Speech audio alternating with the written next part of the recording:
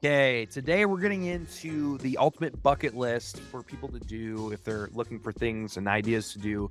And you either live in the Pacific Northwest, so Washington and Oregon, or you're going to be visiting there this year. So we're going to get right into it. So we're going to start number one with climbing South Sister. So South Sister was basically the first big mountain I ever did when I first moved into Oregon.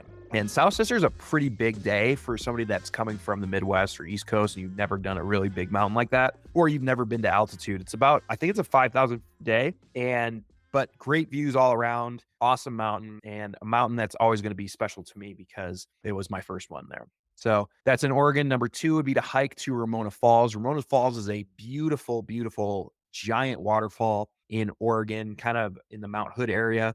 Huge waterfall, actually. I'm not a fan of waterfalls, but this one's super beautiful. Easier hike in, I think 8-ish miles. Now, I'm shooting from the hip with the information with this, just from my memory. So when you look this up and you actually it's 6 miles, not 8, sorry guys. I'm just giving you ideas. Next would be to swim in Jade Lake. Now, Jade Lake is in Washington State. This is pretty deep in. When we did this, we brought a collapsible canoe, which was heavy AF.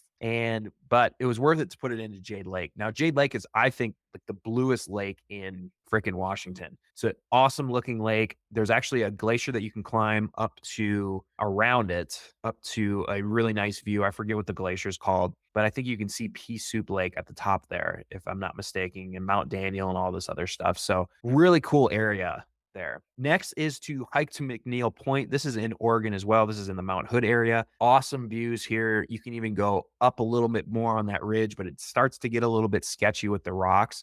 But I mean, just great, great views of Mount Hood, and you kind of get above the Alpine there. It's a good hike. And yeah, one of my favorites in Oregon for sure. Next is to rock climb at Smith Rock State Park. Smith Rock is hugely popular for climbers and just hikers in general. There's a ton of really good climbing there.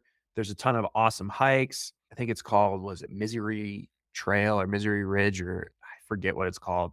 Yeah, there's some really good stuff there. You could go up. Oh man, there's some good trails there. I forget. Even on the like kind of outside of the parkish area, Eagle Rock or something. I don't know. Now, if you are going climbing there, I would bring a stick clip because a lot of those first bolts are kind of high off of the ground. That's just a tip. Next is to hike to Tom, Dick, and Harry Mountain. This is again in the Mount Hood area. Great views of Mount Hood, not as close as McNeil Point, but you get like the full view of the mountain. And then you can also see out towards Portland. This is an easier hike too. And yeah, it actually in the winter, if you do this, you can actually get up there, traverse the ridge down, go to Mount Hood ski bowl and split board down it. That's what I would do all the time, make it kind of a loop. So super fun trail. The next one is to hike the Timberline Trail around Mount Hood. Now, obviously, as you can see, a lot of this has to do with Mount Hood, but that's because that's where I was the closest to. Timberline Trail is still one of my favorite trails ever. I through hiked it the first time in 2020 clockwise, and then I ran it in 2022 counterclockwise. Now, I would say counterclockwise is better because you're not fighting the sand going uphill, going clockwise. And that's what a lot of other people say when they've hiked it too before. But at the end, you have a giant climb out of the sand from the Sandy River to the top of the Timberline Lodge, which whatever, you'd still have a climb on the other side too. It's just, you're just not climbing in sand. But one of the most beautiful trails, I think, in my opinion, and views of Hood all around. Now, to do this, by the way, especially when you're in the PNW, hiking in August is great because there's a ton of mountain huckleberries along the trail that you can just pop in your mouth, eat along the way. Something that I did on the Timberline Trail on my first through hike. So, super cool and special to the PNW. And then we have two other trails. Wanted to pop in here quick to tell you guys about something that you are going to absolutely love. So, for a limited time, I'm actually offering my free outdoor goals Notion template. I'm actually selling this on Etsy for $8, but I'm offering it free for everybody that's listening to the podcast right now for a limited time. I'm not sure when I'm going to be taking this down.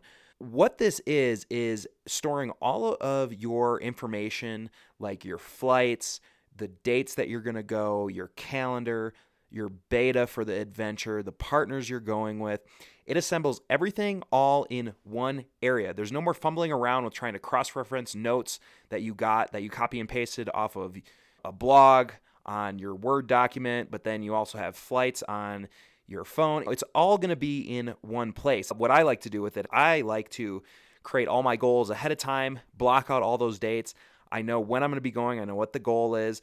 It's templated, so you have all the things that you need to fill out, like permits and everything, in the actual database. So no worrying about having to recreate everything. And here's actually a quick email that I just received randomly from a person that actually picked it up. He said, "Your info has been the most helpful out of all of the hikers on various platforms that I follow. Specifically, your outdoor goals Notion template has been great, not just for planning purposes, but for motivation, as I can see my next year's adventures in a snapshot. I now use Notion for organizing pretty much everything in my life, including work." So that's what we're trying to do for you guys. We're trying to help you out. And so, again, I'm offering this free outdoor goals planning list template for free for a limited time. Grab it now in the show notes below. Back to the episode. So next is to hike the Lewitt Trail around Mount St. Helens.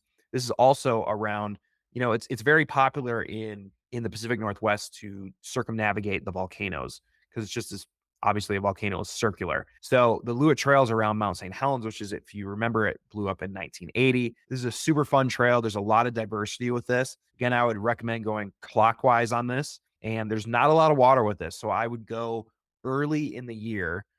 Again, I through hiked this one time, and then I also ran this another time. And to go back, Timberline Trail is about 43 miles. Lewitt Trail is about 31, 32. So you can start at the Lewitt, counterclockwise or go clockwise. There's not a lot of water in the Plains of Abraham, which is on that east side of it, or on the almost clockwise side of it. So you just got to be aware of that stuff. But really fun. You cross a lot of deep freaking moraines, and you have to use ropes to climb up. Super fun trail. And you're probably going to see a lot of elk there. Then the last one is to hike the Walla River Loop in the Eagle Cap Wilderness. In my opinion, the Eagle Cap Wilderness is the best place in Oregon. There's not a lot of people that go there because it's way far to the east side of the state. And the Walla River Loop is, I think, about 30 miles, I think. I did this one clockwise too. Super cool. I mean, just great, great views. There's really cool things to do, like side stuff out of there. You could summit Eagle Cap. You could go climb Matterhorn. There's a lot of really cool side trails that you could take off of this. But the original loop is really good. I think I camped at Glacier Lakes or something the first night. It only took me a day and a half or something, but awesome trail. And again, I think that is the easily the coolest area in Oregon besides Mount Hood, but Mount Hood has a lot of people. Save this for summer. Hope you guys like it. You can always check out more beta on other people's sites. I do have some videos here and there about some of these different things here. And please give a 5-star rating on Spotify, and please subscribe on YouTube. We'll see you for the next one.